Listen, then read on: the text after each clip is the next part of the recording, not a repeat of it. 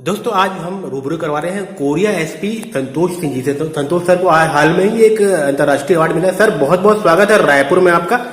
Thank you sir हमने काफी आपके चर्चे सुने हैं और आप बहुत सारे अवार्ड भी आपने जीते हैं। तो आखिर ये मोटिवेशन जो अवार्ड का है सर, ये कहाँ से शुरू हुआ, पहले हम जानना चाहेंगे। देखिए, हम लोग का जो फोकस रहता है वो लोगों के प्रति काम करने का रहता है और पब्लिक सर्विस में तो हम लोग लोगों के लिए ही काम करते हैं। और कहीं ना कहीं जब ये आप अच्छा काम करते हैं तो कहीं ना कहीं वो किसी के नोटिस में भी आता है और कई बार अवार्ड के रूप में हमें रिकॉग्निशन भी मिलती है। और जब ये एक बार रिवार्ड मिलता है या अवार्ड मिलता है तो उससे हमें और मोटिवेशन होता है कि और अच्छा काम करें। तो इस तरह से ये एक प्रोसेस है जिसपे हम लोग आगे बढ़ते जाते हैं। हमारा लेकिन पहले जो कोशिश होती है वो अच्छा काम करने की होती है। सर हम ये जानना चाहेंगे कि आपने जब आईपीएस बनने का सोचा होगा, वो कौन सा ऐसा मौका रहा होगा, कहाँ से आपने इस तरह के विचार आपके दिमाग में आए होंगे। देखिए, मैं जब कॉलेज कर रहा था तो उस समय तो मैं एक यूनिवर्सिटी में या कॉलेज में प्रोफेसर बनना चाहता था। एकेडमिक्स में मेरा बड़ा गहरा लगाव था और मैं हाई स्कूल इंटरमीडिएट में मैथ्स का छात्र था। काफ़ी अच्छा मैथ्स मेरा था भी। लेकिन मैंने पॉलिटिकल साइंस विशेषकर अंतर्राष्ट्रीय संबंधों में मेरी बड़ी रुचि थी। मैं उसी का प्रोफेसर बनना चाहता था। मैंने फिर बीए करने का डिसाइड किया और बनारस हिंदू यूनिवर्सिटी से मैंने बीए किया और मैंने इतने अच्छे से किया कि मैं यूनिवर्सिटी टॉपर था। फिर मैंने जब वहाँ एमए किया तो एमए में भी मैं पॉलिटिकल साइंस में गोल्ड मेडलिस्ट था। फिर मैंने नेट जेआरएफ क्लियर किया और एमफिल जेएनयू में अंतर्राष्ट्रीय संबंध में मैंने एमफिल में एडमिशन लिया। उस समय तक मैं यही चाहता था कि किसी अच्छी यूनिवर्सिटी में प्रोफेसर बनूं और अच्छे से कुछ कंट्रीब्यूट कर पाऊं। लेकिन अचानक फिर वहां जाने के बाद मुझे ऐसा लगा कि पब्लिक सर्विस में अगर आप रहते हैं, सिविल सर्विस में विशेषकर, तो एक बड़ा एक्सपोजर मिलता है। आप बड़ा चेंज कर सकते हैं, बहुत सारे लोगों की मदद कर सकते हैं, उनको प्रभावित कर सकते हैं, सरकार की नीतियों में आप अपना योगदान दे सकते हैं। तब उस समय मैंने डिसाइड किया कि मुझे सिविल सर्विस में जाना है और सिविल सर्विस के एग्जाम में जब मैं अपीयर हुआ, मेरे रैंक के हिसाब से मुझे आईपीएस अवार्ड हुआ और फिर छत्तीसगढ़ कैडर अवार्ड हुआ, जो मैं पिछले 10 साल से आईपीएस के रूप में यहाँ अपनी सेवाएं दे रहा हूँ। सर आपने जो ये 10 साल छत्तीसगढ़ में बिताए हैं, तो ये किस तरह का आपका अनुभव रहा है यहाँ का, वो हम थोड़ा समझना चाहेंगे। मैं छत्तीसगढ़ कैडर अलॉट होने के बाद मुझे अलग अलग जिम्मेदारियों में छत्तीसगढ़ के अलग अलग हिस्सों में काम करने का मौका मिला। शुरुआत में मैं दुर्ग में प्रोबेशन में था, सीएसपी दुर्ग था, और उसके बाद नक्सल प्रभावित इलाकों में लगभग 4 साल मुझे काम करने का मौका मिला। और देश का जो सबसे ज़्यादा नक्सल प्रभावित जिला है आज की स्थिति में भी, सुकमा, वहाँ मैं 2 साल एडिशनल नक्सल ऑपरेशंस के रूप में मैंने सेवाएं दी। फिर मैं बस्तर के ही नक्सल प्रभावित क्षेत्रों में कोंडागांव नारायणपुर में मैं 2 साल था।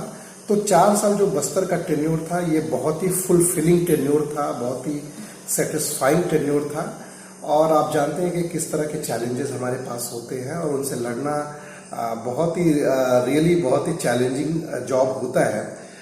उसके बाद मुझे 2 नॉन प्लेन इलाके, नॉन नक्सल इलाके, एक महासमुंद, रायगढ़ में मुझे 2-2 साल काम करने का मौका मिला, जो बहुत ही अच्छा था। और वहाँ हम लोगों ने पुलिसिंग में दूसरे अन्य प्रयोग किए। अभी मैं कोरिया में पिछले 2 महीने से 2 साल रायगढ़ में रहने के बाद 2 महीने से हूँ।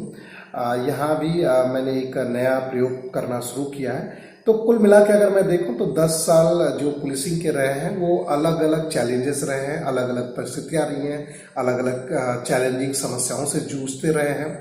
लेकिन ओवरऑल मुझे बहुत ही संतुष्टि का अनुभव होता है कि जब हम लोगों की मदद कर पाते हैं और उनकी समस्याओं को दूर कर पाते हैं।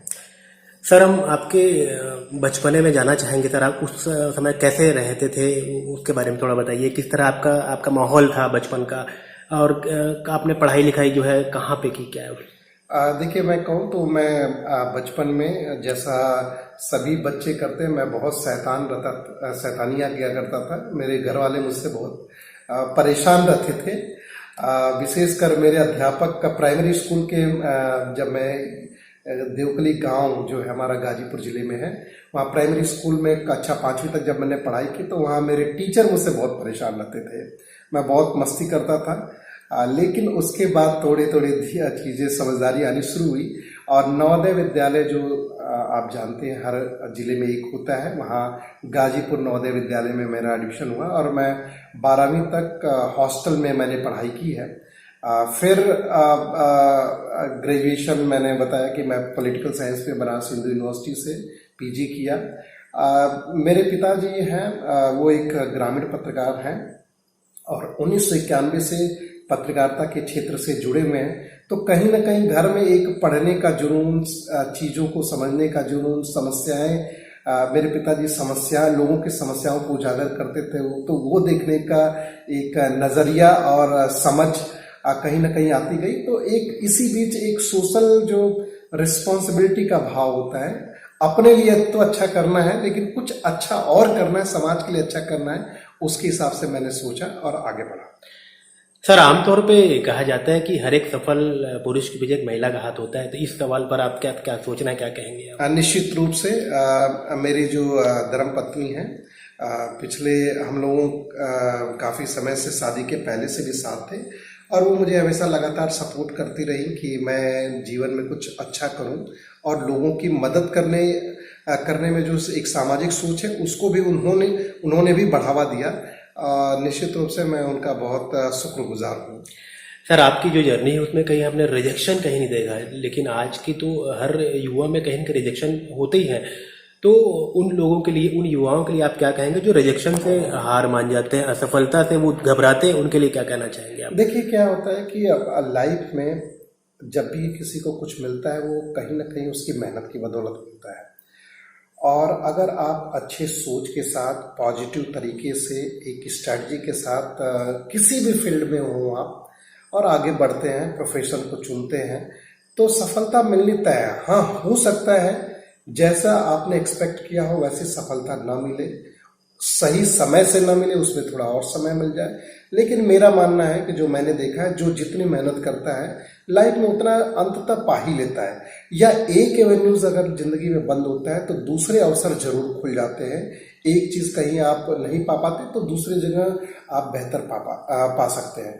तो मुझे लगता है कि मैं हर व्यक्ति, विशेषकर युवा जो आज के समय में इतना ज्यादा चैलेंज है, इतना ज्यादा कंपटीशन है, हर किसी को एक पॉजिटिव सोच के साथ आगे बढ़ने चाहिए। और रिजेक्शन की बात जहां तक कहा जाए, रिजेक्शन आए भी तो उसको एक अपॉर्चुनिटी लेना चाहिए और उस रिजेक्शन को सक्सेस में बदलने के लिए और मेहनत के साथ जुट जाना चाहिए।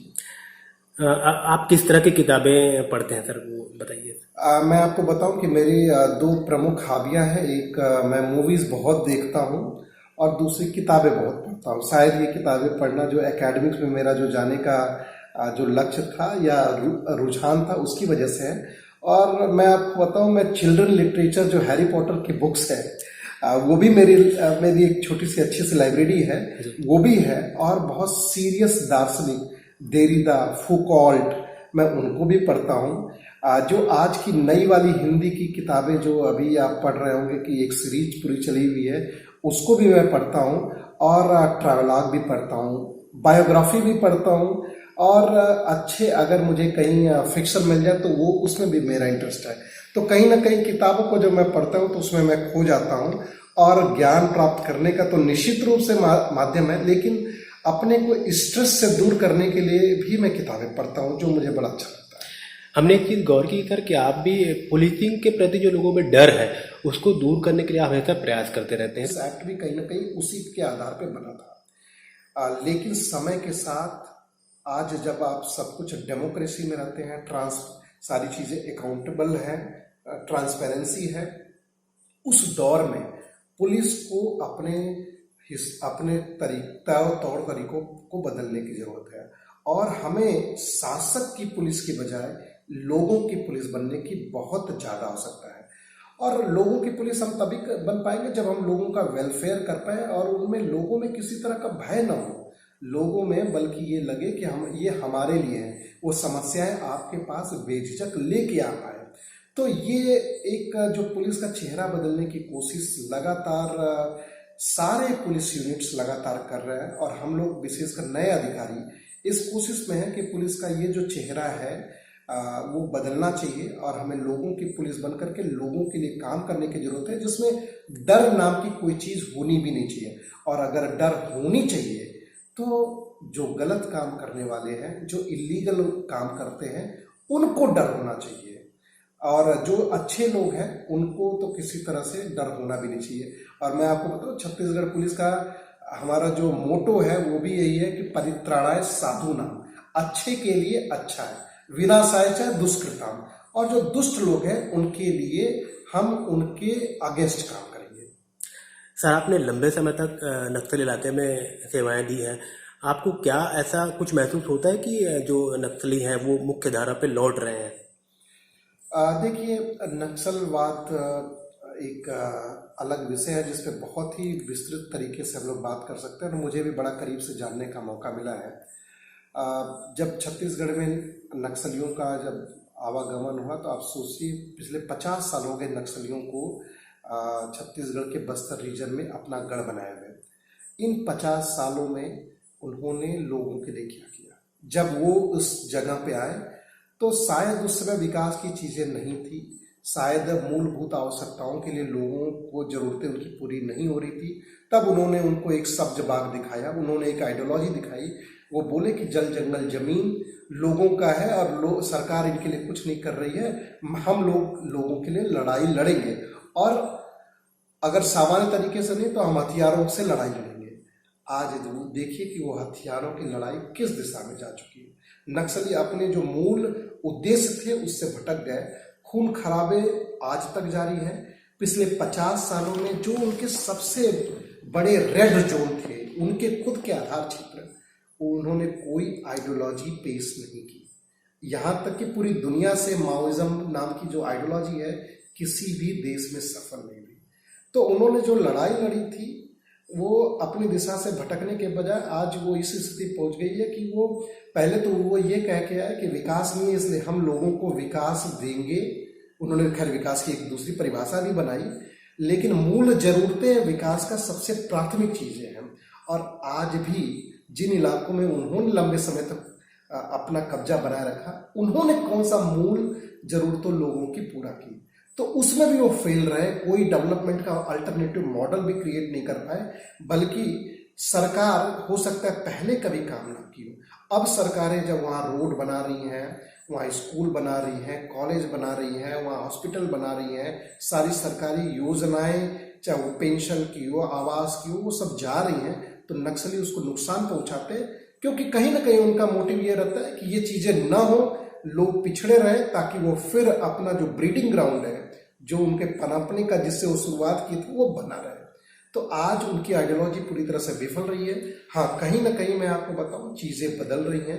वो सारे हमारे आदिवासी भाई जो उन इलाकों में उनका साथ दे रहे थे, उन्होंने नक्सलियों की आइडियोलॉजी को अच्छी तरह से अब समझ रहे हैं। अब लोग उनका साथ छोड़ रहे हैं, और नक्सली भी बहुत बड़ी संख्या में सरेंडर कर रहे हैं। पिछले आप कितने सालों से देखिए, छत्तीसगढ़ सरकार के प्रयासों से उनमें लोगों के जीवन में क्वालिटेटिव सुधार भी हुआ है, और नक्सली भी बहुत बड़ी संख्या में मुख्यधारा से जुड़ रहे हैं। और कहीं ना कहीं अब उनको लगने लगा है कि ये जो रक्तपात की जो लड़ाई है, रक्तपात वाली लड़ाई, ये फेल कर रही है। सर आखिरी में 2 सवाल बस छोटे छोटे और रह गए, क्योंकि आप अंतर्राष्ट्रीय मामलों में काफ़ी समझ रखते हैं। तो अभी जो हालिया जो हालात हैं तालिबान को लेकर, उसको देखकर सर भारत की स्थिति आगे क्या हो बेहतर होगी, या किस तरह उसको चैलेंजेस आएंगे, इस पर क्या सोचते हैं आप? देखिए, तालिबान जो जिस तरह से डिक्टेटरशिप करते हैं, महिलाओं के राइट्स को अंडरमाइन करते हैं, लोगों के डेमोक्रेटिक राइट्स को अंडरमाइन करते हैं, पूरी दुनिया में उनका आप देखें तो कोई भी लोकतांत्रिक देश उनका समर्थन नहीं कर सकता। तो जरूरत है कि किसी इस तरह के जो कट्टरपंथी तत्व हैं उनको, हमारे देश में तो ऐसे भी कोई जगह नहीं है। और आप देखें तो हम अपने यहाँ लोकतंत्र एक बहुत ही स्वस्थ लोकतंत्र है जिसमें सबकी सहभागिता है, और आने वाले दिनों में हमारा समय के साथ लोकतंत्र और परिपक्व भी होता जा रहा है, और हर समाज हर वर्ग के लोगों का यहाँ स्कोप है। हाँ, ये हो सकता है कि कमियां बहुत हैं, लेकिन लोकतंत्र की कमियों का हल भी लोकतंत्र से ही निकलेगा। इसमें किसी तरह की तालिबानी प्रवृत्ति को निश्चित रूप से बढ़ावा नहीं मिल सकता। बस सर आखिरी सवाल यही था कि जो लोग, जो बच्चे, जो युवा चाहते हैं कि वो भी एक आपकी तरह IPS बने, उनके लिए आप बहुत अच्छे से क्या टिप्स देना चाहिए? मैं यही कहूँगा कि आप देखिए, अपनी लाइफ से मैं आपको बताऊं कि मैं एक बहुत ही सामान्य स्कूल से पढ़ाई किया हूं। मेरे पिता सामान्य पत्रकारिता के पेशे से, बहुत हम्बल इकोनॉमिक बैकग्राउंड भी मेरा रहा है। लेकिन मेरा मानना है कि अगर आप मेहनत करते हैं, आप किसी भी जगह हों, कहीं भी हों, पॉजिटिव सोच रखें, लगातार मेहनत करें, ऊंचा लक्ष्य रखें, तो आप जीवन में कुछ भी पाने से आपको कोई रोक नहीं सकता, किसी भी प्रोफेशन में। इवन मैं तो ये भी करता हूँ, अगर आप अच्छा इंसान भी बनने की कोशिश करें तो आप अच्छे इंसान बन सकते हैं।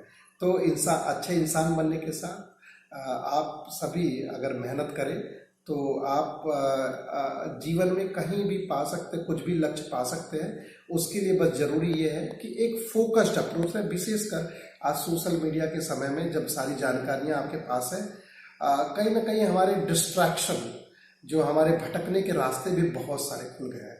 तो इन भटकाओं से दूर रहे, फोकस रहें, मेहनत करें, सफलता आपके कदम चूमेगी।